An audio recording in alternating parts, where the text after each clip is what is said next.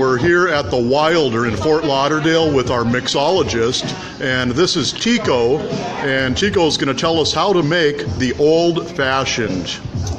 Welcome to the Wilder, everybody. As you said, my name is Tiko. I'm going to be introducing you guys into an Old Forester old-fashioned. What we're going to do is we're going to go ahead and take 2 ounces. 2 ounces of Old Forester.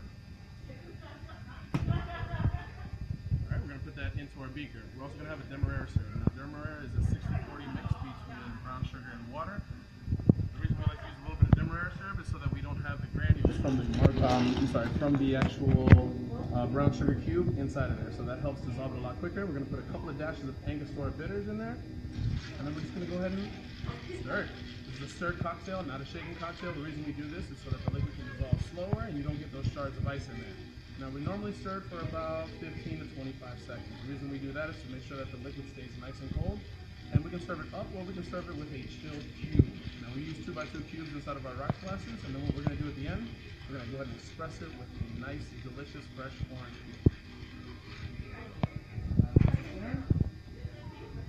Our rocks glasses, for the contents of our delicious cocktail.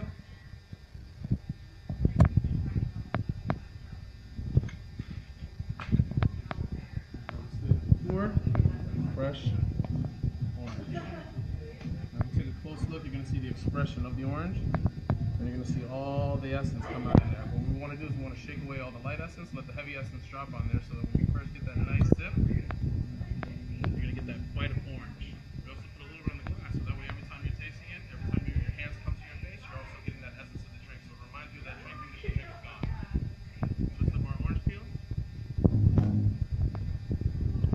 There you have it. Incredible. Thank you, Tiko. We'll see you.